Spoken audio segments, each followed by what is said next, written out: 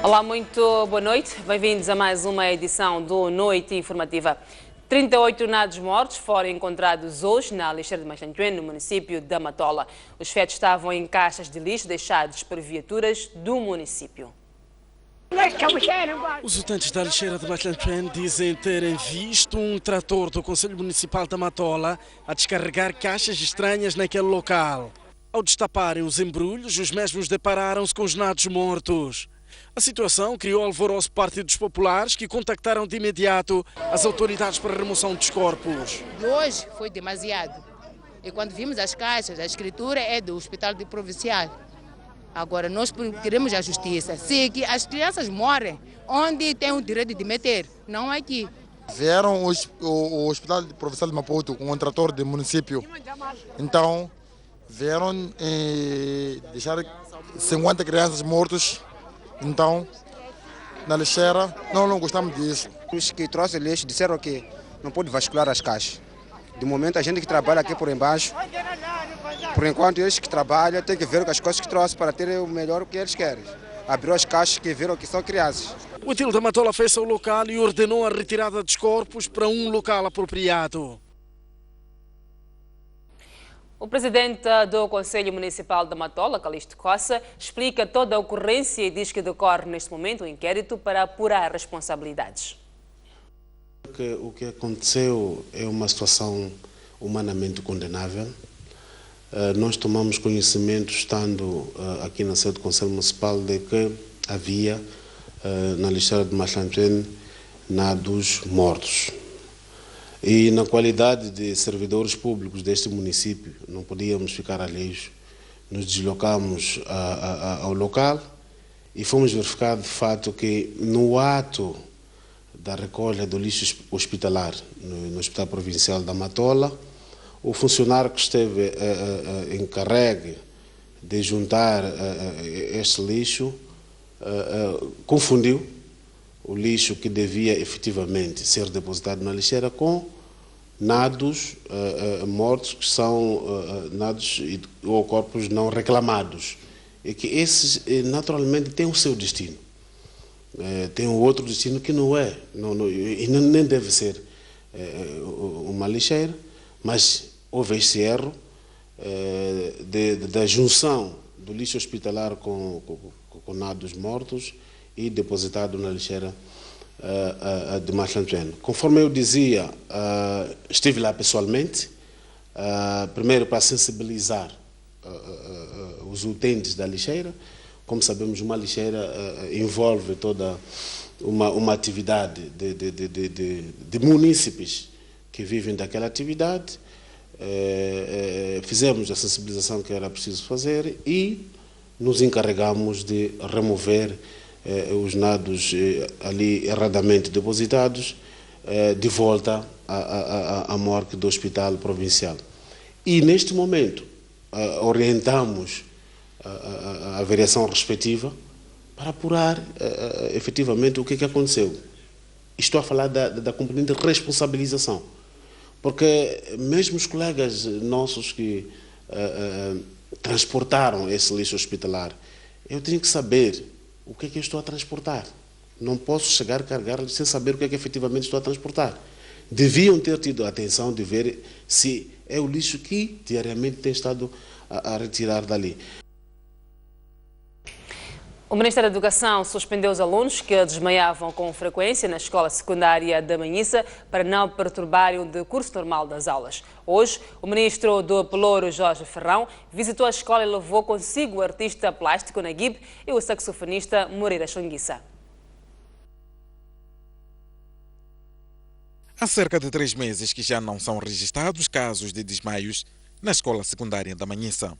A solução encontrada pelo Ministério da Educação e Desenvolvimento Humano foi suspender um grupo de 80 alunos que perturbavam o ambiente escolar. A suspensão, segundo o ministro, foi aplicada em outras instituições de ensino que registraram o mesmo problema. Para acompanhar estes casos, o Ministério anunciou que acaba de criar um departamento de saúde escolar e nutricional. A decisão de suspender os alunos mais problemáticos, segundo o ministro, foi a única encontrada para resolver o problema sem prejudicar a maioria saudável. quando estamos doentes, temos que ir ou ao hospital e falar com o médico ou com o enfermeiro, ou temos que ficar em casa porque já temos o medicamento e sabemos como nos curar. E os nossos pais vão cuidar de nós. Então disseram, não, a escola já é um lugar doente. A minha primeira reação foi, podemos fechar a escola? E disseram, não, não podemos, porque não são todos que estão doentes. Então estou a pedir àqueles que estão doentes, primeiro para se curarem, vamos reservar o lugar no próximo ano e voltam no próximo ano. Esta foi a minha recomendação e continua sendo minha recomendação. Pedi ao Ministério da Saúde para vir cuidar daqueles que estão doentes. E o Ministério está aqui. E esteve aqui a trabalhar também. O Ministro da Educação e Desenvolvimento Humano foi à escola secundária da Manhissa monitorar a situação de desmaios e levou consigo o artista plástico Naguib e o saxofonista Moreira Chunguissa.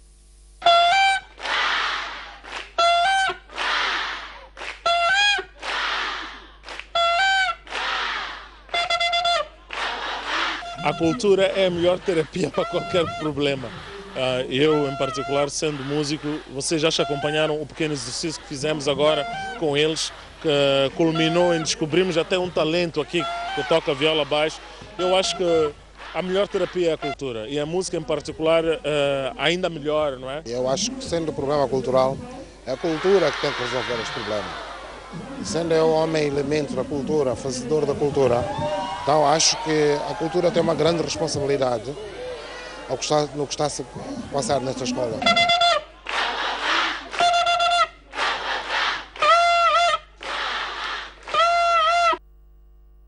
Mais da metade dos alunos da escola secundária da Manhissa tiveram aproveitamento escolar negativo devido à onda de desmaios registrados no primeiro semestre. Apesar do regresso à normalidade, os alunos dizem que ainda há casos de alunos que desmaiam durante as aulas. Os desmaios passaram, mas a escola secundária da Manhissa ainda se ressente da agitação vivida durante os meses de março e abril. A comunidade escolar ainda está a tentar recuperar a taxa de aproveitamento pedagógico, que no primeiro semestre foi de apenas 43%. Na memória permanecem as recordações dos episódios de pânico e paralisação de aulas. Os alunos que sentiram os desmaios na pele contam na primeira pessoa o que acontecia e alertam que ainda existem casos isolados de desmaios. Eu quando desmaiava às 8, para recuperar até 16, 17, não sei o que aconteceu. O que sentias quando começava aquela agitação? Não sei, eu logo me via no chão. Sentia alguma dor? Às vezes não conseguia andar, depois de ter desmaiado. Mas quando acontece, meu coração bate forte, começou a tremer. Depois vejo a pessoa desmaiada, fico assustada. Nem quando alguém diz desmaiou tal, eu fico assustada depois de desmaio. Muitas de nós até desistiram de vir para a escola, ficarmos em casa durante um mês. Tipo, queremos ver se isso acontecia em casa ou na escola, mas era só aqui na escola. A direção da escola afirma que houve avanços nos últimos meses e espera reverter o cenário até ao fim do ano. Já não temos desmaios na escola e penso que o segundo trimestre foi o período que menos teve problemas no início e já no final não havia mesmo desmaios. Agora que estamos no terceiro trimestre, estamos a trabalhar com tranquilidade. Agora a questão que nos preocupa é a questão do aproveitamento, como foi referido. Subimos de 43 para 53, sim, para 53, mas isso ainda é pouco, não é? Significa que praticamente metade não tem aproveitamento. A escola secundária da Manhissa conta com 5.000 alunos do primeiro e segundo ciclo.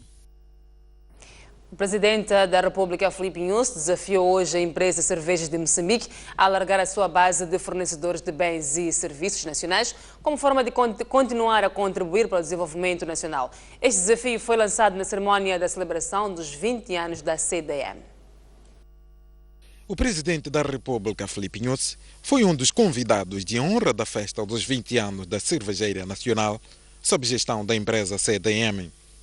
Antes de se juntar às centenas de trabalhadores daquela empresa, Nyusi recebeu da direção algumas explicações sobre os produtos da empresa. A seguir, juntou-se aos trabalhadores, a quem deixou palavras de felicitações e um desafio para a empresa. Devemos refletir igualmente sobre os desafios que ainda nos esperam pela frente num cenário de um mercado cada vez mais competitivo e exigente. Encorajamos, por isso, a CDM a alargar a base de fornecedores locais como forma de valorizar, fazer crescer e ajudar a elevar a qualidade dos seus produtos. Para este desafio, Filipe Nyusi quer que a CDM use o exemplo da Impala, uma cerveja produzida à base da mandioca, que está a mudar a vida dos produtores em alguns distritos das províncias de Nampula e Inhambane. A experiência inovadora de produção de cerveja com base na mandioca, que iniciou no distrito de Ribaue, na província de Nampula, e expandiu-se hoje a Inharime, na província de Inhambane, com o envolvimento de cerca de 7.000 produtores, permitiu que este produto agrícola, seja nacional, pudesse ter um mercado assegurado.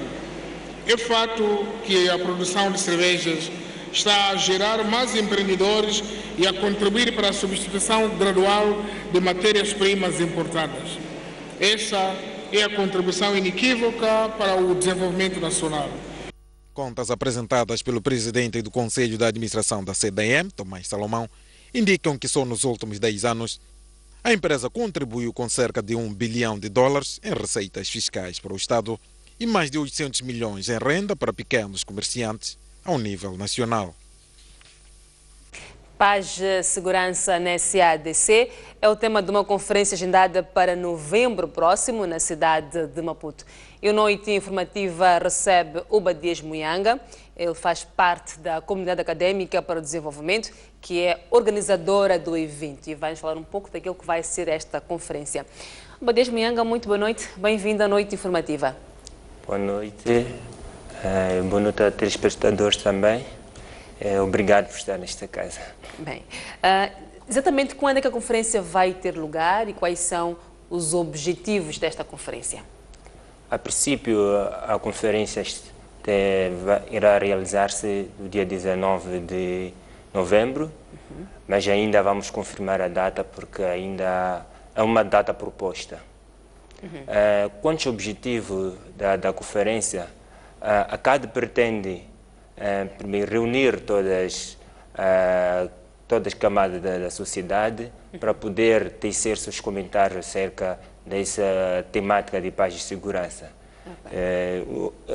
Portanto, nosso objetivo é criar condições de interação de todas as camadas sociais, desde aos políticos, jovens, corpo acadêmico, a mídia, a comunidade religiosa, a comunidade internacional.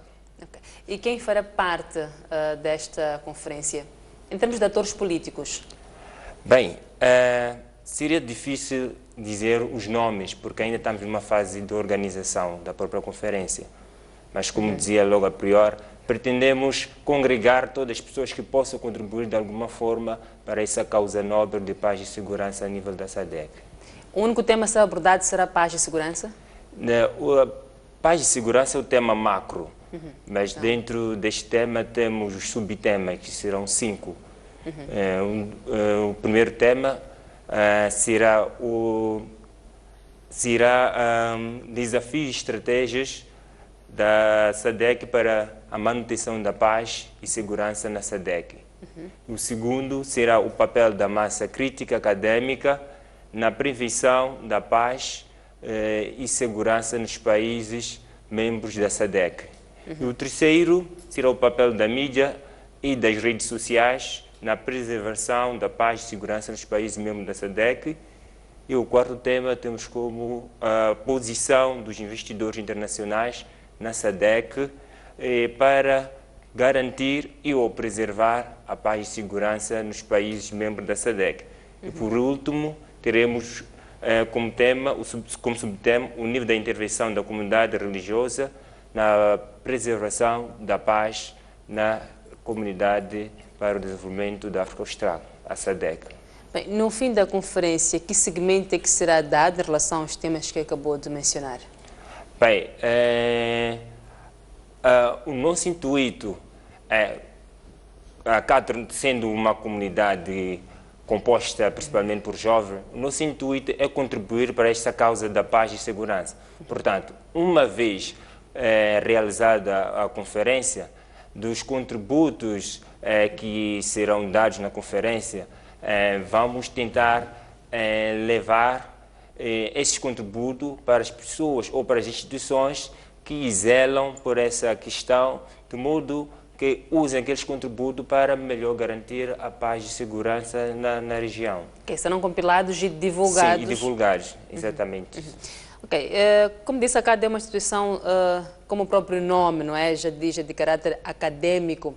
E grande parte dos eventos que já realizou foi na promoção de iniciativas acadêmicas. Como é que surge esta iniciativa, ou desta conferência em particular? Bem, partimos do princípio que qualquer desenvolvimento em qualquer setor sem paz e segurança não é possível.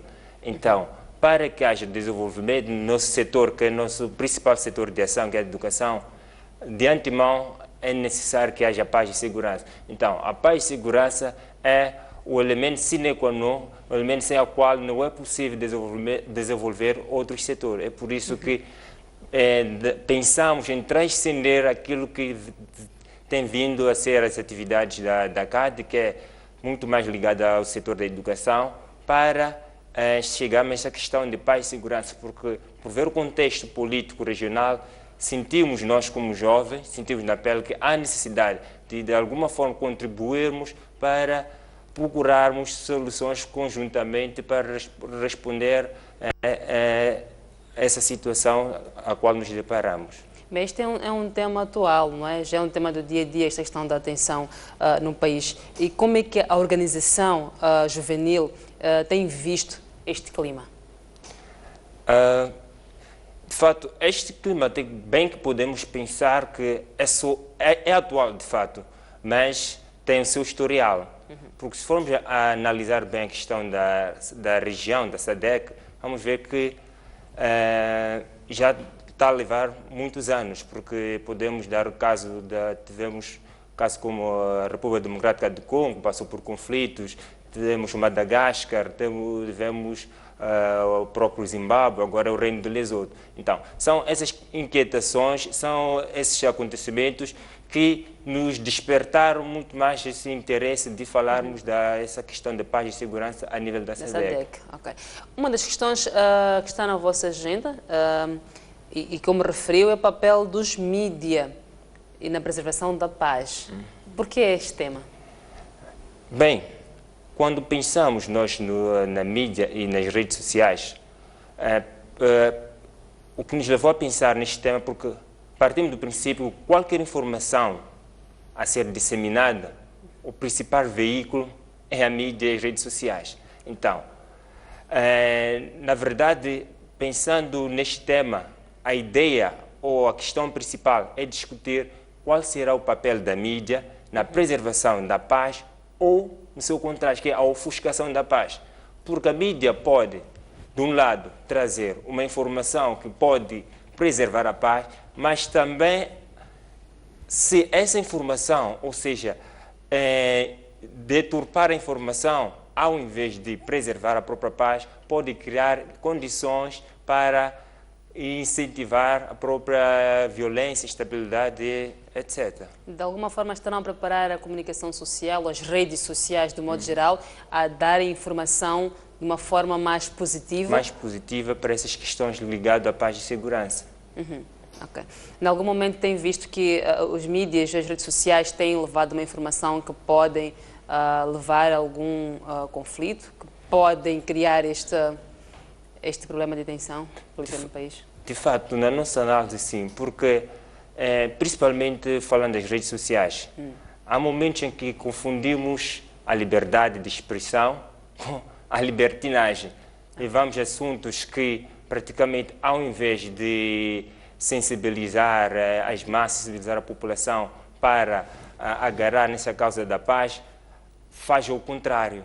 Incentiva mais a população a optar por caminhos que só nos causam instabilidade. Então, este tema é muito mais para apelar à própria mídia, para apelar às próprias pessoas que estão a gerir essa questão de redes sociais, de telecomunicações, enfim, para tomar mais cautela e criar mecanismo de usar a mídia como elemento para massificar ou para disseminar a questão da paz e segurança e não ser usada as redes sociais e a mídia para o contrário. As redes sociais serão um grande desafio. Será um grande desafio, mas quem de direito, obviamente, já deve pensar nisso, se é que ainda não começou a pensar. Obadias Muyanga, como é que tem visto o papel das organizações juvenis no processo de pacificação do país, do modo geral? Do modo geral, as organizações têm feito a sua parte, mas elas por si não poderão seguir em frente. Então, há uma necessidade de uma conjugação de esforço por parte do governo e com estas organizações. E nesta altura não sente que há uma contribuição por parte do governo? De fato, é uma contribuição, por isso que mesmo a própria Conferência de Paz e Segurança contamos com a colaboração da parte do governo e outras organizações que puderem aderir à nossa causa. Ok. Há espaço suficiente para que as instituições juvenis tenham um papel ativo no processo de manutenção e preservação da paz no país? Há espaço, mas também esse espaço as organizações procuram por si, mas também é preciso que os próprios governantes, as próprias instituições que zelam por essa causa abram espaço para que as organizações tenham mais espaço de ação. Obadias, algo mais que quero deixar ficar em relação àquilo que vai ser esta conferência? Bem, esta conferência, na verdade, será um momento oportuno, um momento ímpar para discussão de ideias com vista a alcançarmos soluções para esses problemas que estamos a enfrentar a nível da região. Bem, muito obrigada pela sua presença e esperamos que volte mais vezes. Assim foi a conversa com Obadias Muyanga, da CAD. Lembrar que paz e segurança na SADC é o tema de uma conferência agendada para dia 19 de novembro, mas data ainda a confirmar. E nós continuamos com a noite informativa. O Ministro dos Transportes e Comunicações, Carlos Mesquita, anunciou hoje que já existe um regulamento que autoriza companhias aéreas a fazerem voos dentro do país, mas diz não saber por que até agora não há propostas. O governante alerta a empresa Linhas Aéreas de Moçambique para se preparar para enfrentar a concorrência que vem aí.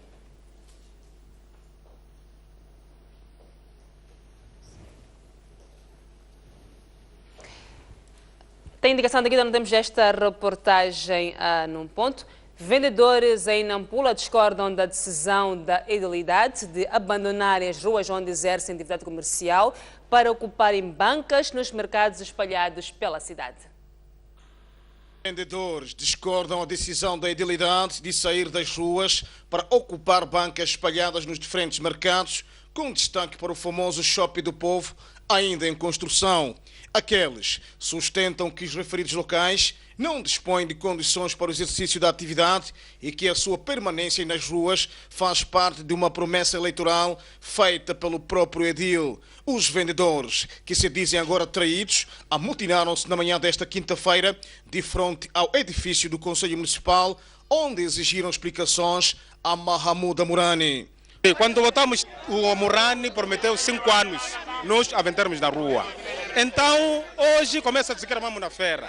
A feira não tem nenhuma condição, nem uma sombra, nem nada. Nós estamos a ver arma, não sei o que é para enxotar armas, levar nossas coisas. Nós ficamos admirados. E nós, quando estamos a fazer eleições aquelas municipais, o senhor presidente do Conselho Municipal disse que vote em mim, podem continuar a vender na rua normalmente até os próximos 5 anos. Realmente nós também sentimos-nos traídos. Quando votamos na Murani, entra no poder, não quer assumir nada. Mahamuda Murani, que admitiu ter prometido manter os vendedores nas ruas, a quando da sua campanha eleitoral, referiu ter tomado aquela posição por falta de condições, uma situação que, aliás, pretende agora inverter, oferecendo-os segurança e comodidade. A promessa eleitoral tinha a ver com a criação das condições e a liberdade do exercício dessa atividade. E, naturalmente, naquele momento, quando não tínhamos os alpendres, não tínhamos os mercados, eles estavam na rua. E eu disse que vocês poderiam exercer a atividade com liberdade. Agora estamos a criar essas condições para que possam, não só com liberdade, mas sim em condições mais seguras e mais higiênicas.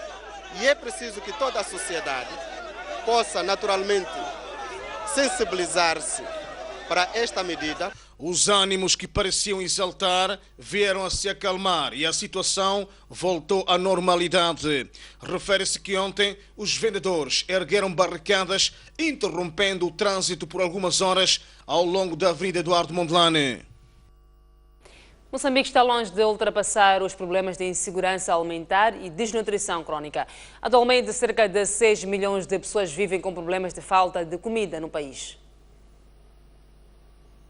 O Ministério da Agricultura e Segurança Alimentar está reunido em Cabo Delgado no seu primeiro Conselho Coordenador. O ministro do Pelouro fez saber que os grandes inimigos do país continuam sendo a insegurança alimentar, que abrange a 24% da população, desnutrição crônica, que afeta a 44% dos moçambicanos, para além de 54% que vivem abaixo da linha de pobreza. Para inverter o cenário, o setor está a envidar esforços em várias vertentes, tais como programas que incentivam a utilização de insumos de qualidade. Continuamos a incentivar e a potenciar os produtores agrários que usam boas práticas de produção e são capazes de mitigar as adversidades das mudanças climáticas em períodos de seca e estiagem e alargamos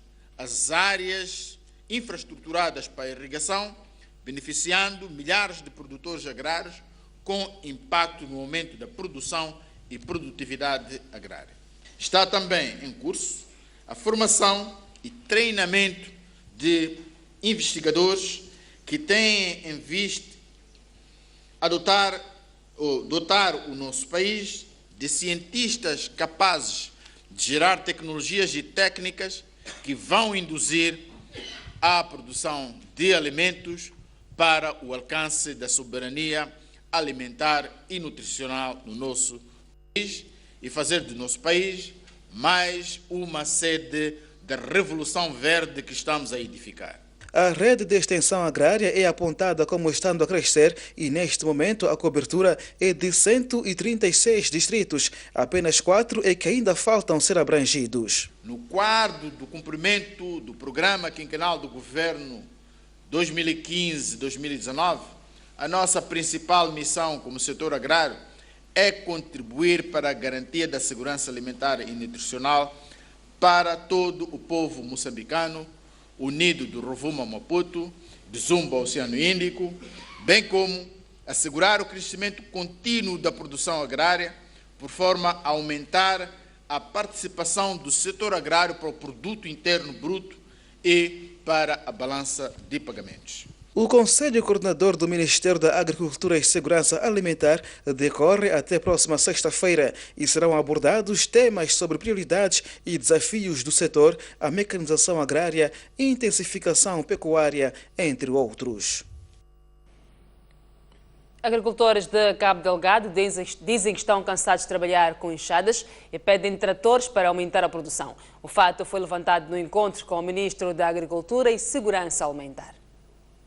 No decurso do Conselho Coordenador de Agricultura e Segurança Alimentar, que decorre em Cabo Delgado, o ministro do Pelouro aproveitou reunir-se com os agricultores da província para auscultar as preocupações e sugestões dos que dia a dia trabalham com a terra para produzir comida. O governo central, que nos facilita para haver tratores nos distritos, para quem tem 1 centavo para conseguir ir fazer aluguer o trator para poder ir trabalhar melhor, descansaram aquilo de partir coluna, todo momento encarnar, todo momento encarnar.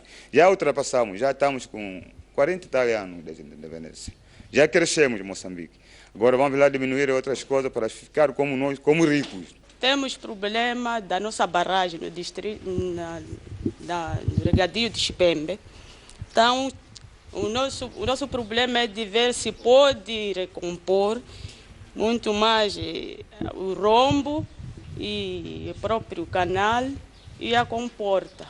Tem problemas em questões da Machamba. Eu pedi o doate da Machamba em janeiro deste ano, que até agora não tenho resposta se será possível ou não. Os nossos produtos não compram conforme como deve ser. E quando perguntamos, estão a dizer, são vocês que podem pôr preço. Mas como é que nós vamos pôr preço? Eu, por exemplo, só tenho 3 sacos de milho. Eu posso pôr preço ao Juli? Por que o senhor ministro não nos ajuda a essa questão?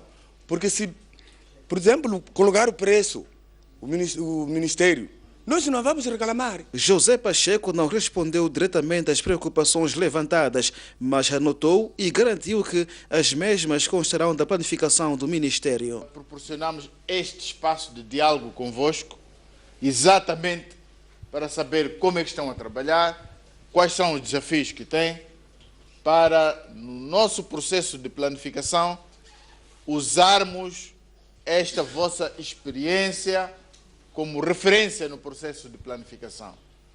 No lugar de planificarmos na generalidade, fazemos sim a planificação estratégica que, de uma forma geral, é também geral, mas estas vossas contribuições permitem uma planificação operacional com base em objetivos concretos. Neste encontro estiveram presentes produtores de todos os distritos de Cabo Delgado e respectivos diretores de serviços de agricultura e segurança alimentar. O ministro dos Transportes e Comunicações, Carlos Mesquita, anunciou hoje que já existe um regulamento que autoriza companhias aéreas a fazerem voos dentro do país, mas diz não saber por que até agora não há propostas. O governante alerta a empresa Linhas Aéreas de Moçambique para se preparar para enfrentar a concorrência que aí vem. As obras de reabilitação do Aeroporto Internacional de Maputo consistem em alargar a pista, criar vias alternativas para a manobra das aeronaves e encurtar a distância entre a pista e o terminal de carga. A ideia é reduzir o tempo de descarregamentos. O ministro de Transportes e Comunicações, Carlos Mesquita, visitou esta terça-feira a obra, orçada em cerca de 66 milhões de dólares, e afirmou que o objetivo é atrair mais companhias aéreas para aterrar no país. É uma pista com cerca de 3.600 metros, na perspectiva de capacitar essa infraestrutura para aquilo que são os desafios da atualidade. Portanto, recepção de aeronaves de grande porte e também a frequência das aeronaves que atracam este terminal.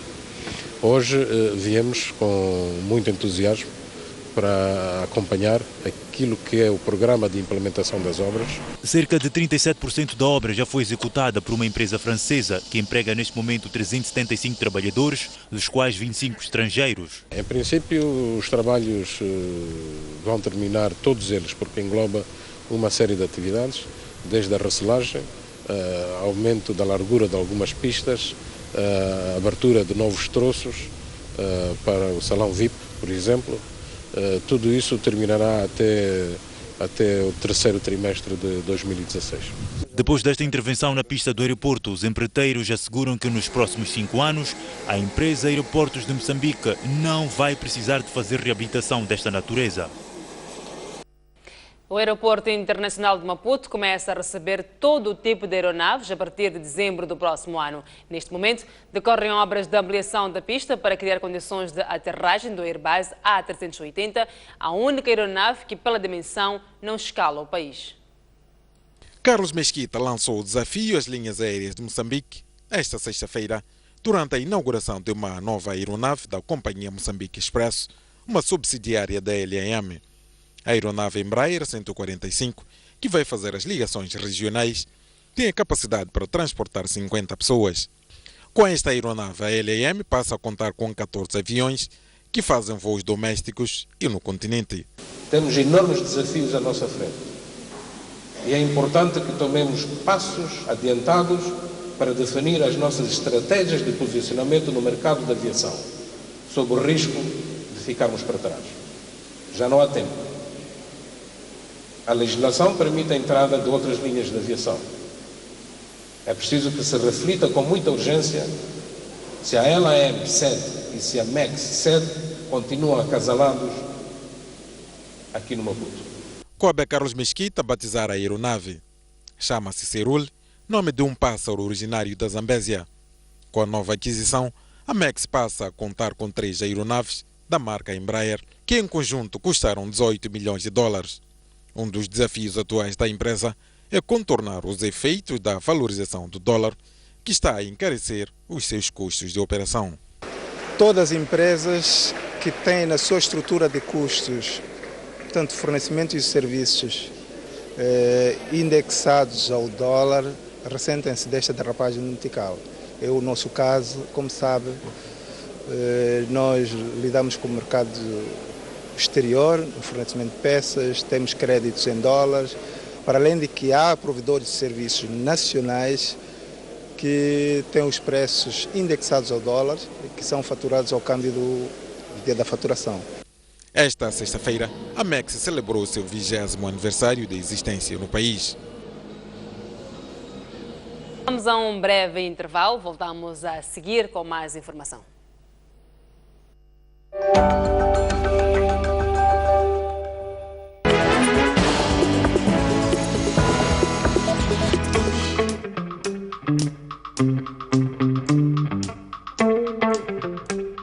Nasci antes, não é? Da minha mãe ter 18 anos e na altura eles eram muito jovens, tanto mais nos primeiros anos eu fui criado pelos meus avós. Conta-nos como é que a partir do seu avô o contagia para também tornar-se um grande publicitário em Moçambique. O meu avô já tinha muita demanda em casa dele, eu disse, não aguento isto, preciso de alguém para me ajudar.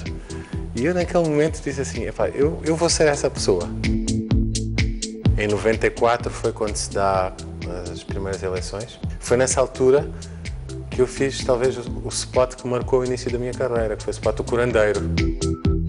O país precisa de ajuda e a comunicação social é tão importante em muitos valores.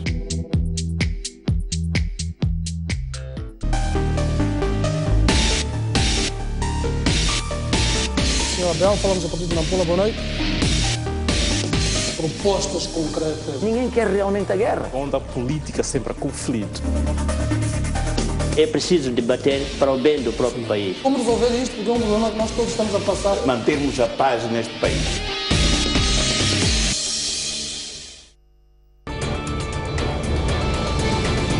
Porque o que você pensa conta. Reservamos um espaço de opinião em dose dupla. Conto consigo das 11h30 às 12h30. Eu das 18 às 19h30.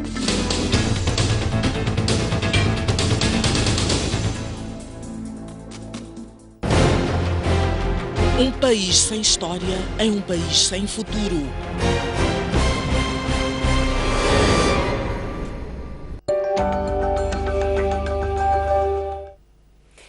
Lourdes Motola diz que é com muita dor que viu chumbado o seu projeto de reabilitação da pista do Parque dos Continuadores para a formação de novos valores do atletismo.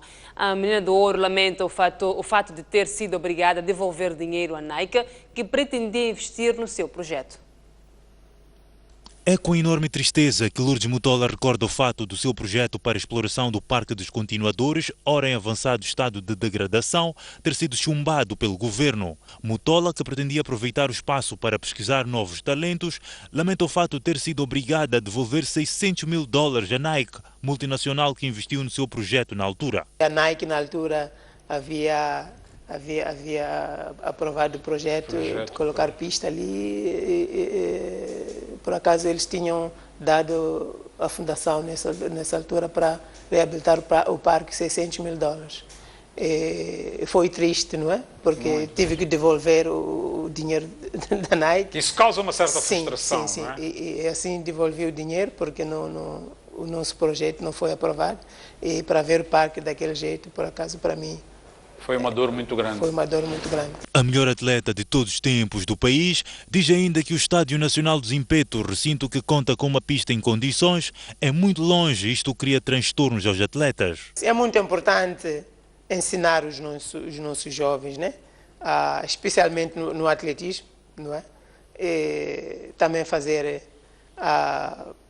acompanhamento, porque aquilo que eu sei, que eu aprendi, é muito importante fazer acompanhamento do atleta para poder crescer.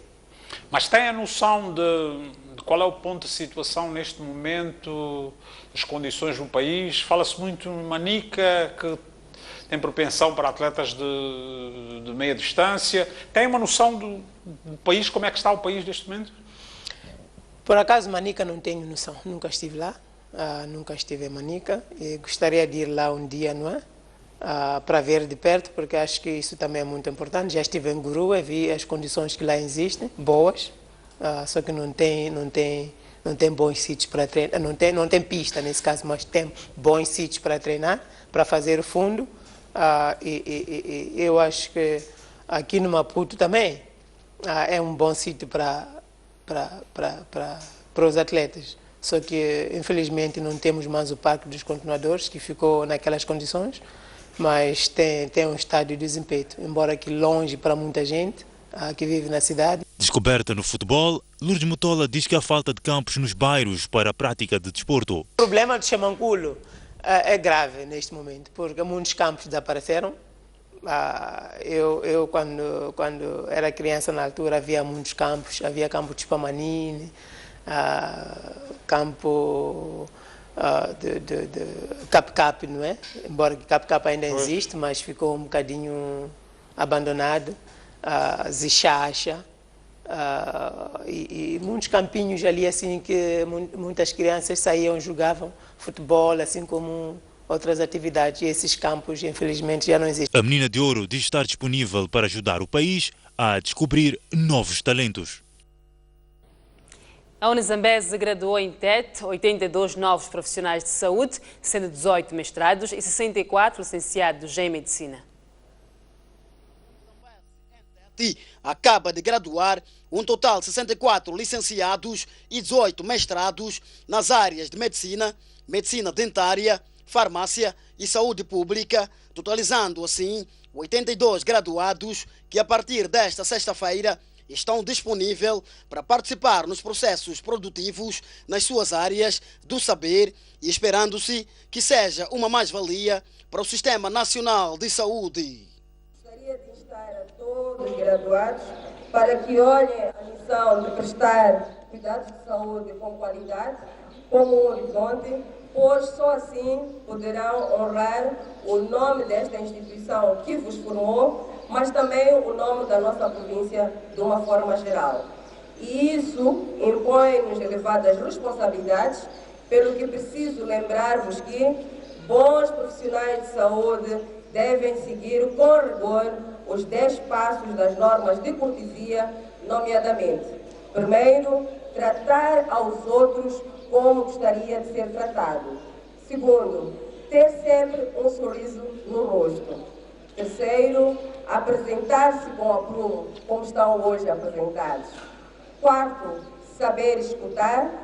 Quinto, falar com um tom de voz que demonstre respeito, educação, amabilidade e paciência. 6, ser sempre pontual e assíduo, acredito que hoje foram. 7, cuidar para que não haja barulho e para que se mantenham as boas condições de organização, iluminação, ventilação e higiene do ambiente. 8, assegurar sempre a privacidade, intimidade e confidencialidade do utente. Os procedimentos que serão realizados. 10, e último, utilizar sempre as expressões faça favor, Dá-me licença. Obrigado. No presente ano, pela primeira vez, as graduações vêm sendo realizadas nos locais de inserção de cada faculdade, à exceção da Faculdade de Ciências Agrárias, que se juntou às faculdades localizadas na Beira para a graduação dos seus discentes, a pedido da maioria de graduados daquela faculdade. Por essas e outras razões, o diretor da faculdade coloca os desafios na frente. Os nossos desafios são no sentido de ter melhor qualidade de ensino. Portanto, para isso nós apostamos na criação dos laboratórios e na formação do nosso corpo docente, portanto moçambicano. A Unzambes tem pouco mais de 6 anos de existência e está a trabalhar no sentido de alargar a sua rede de infraestrutura física nas regiões da sua inserção. Os graduados mostraram disponibilidade de servir o país com os conhecimentos adquiridos durante a sua formação. Daqui em frente. Bom, primeiro dizer que foi um sacrifício necessário, porque alguns problemas que o nosso país enfrenta precisam de um conhecimento científico. E nós estamos prontos para servir e servir bem, com dignidade, à população moçambicana.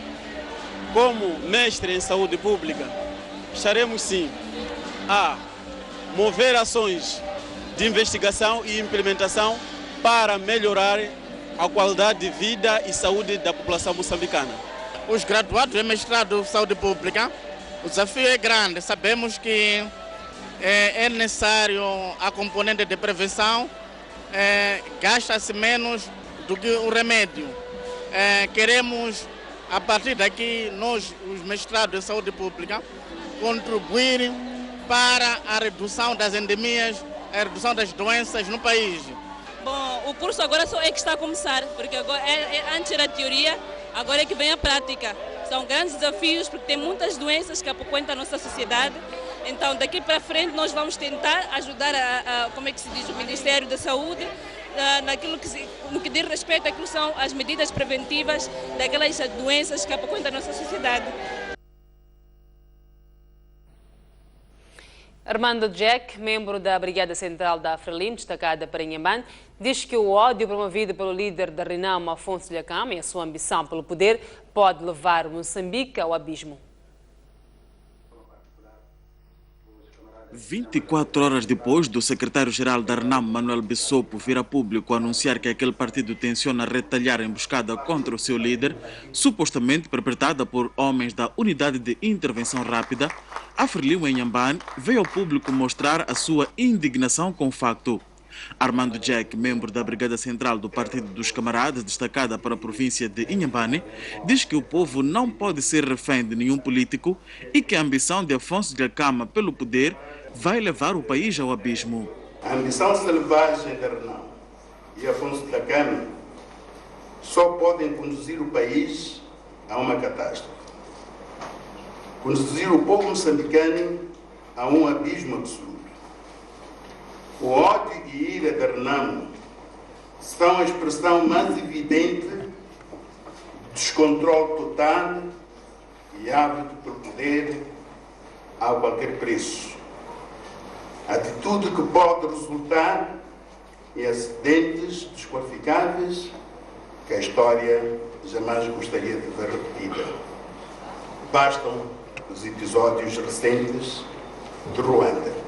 A Frelimo em Inhambane está reunida na sua 7ª sessão do Comitê Provincial para, entre outros pontos, avaliar o desempenho do governo provincial nos primeiros 6 meses deste ano, bem como discutir a proposta do Plano Econômico e Social para o ano de 2016. A Croácia decidiu fechar esta noite, até nova ordem, 7 das 8 passagens fronteiriças com a Sérvia. A decisão aumenta a pressão sobre a União Europeia, com reunião marcada para a próxima semana para tentar ultrapassar as divergências face à crise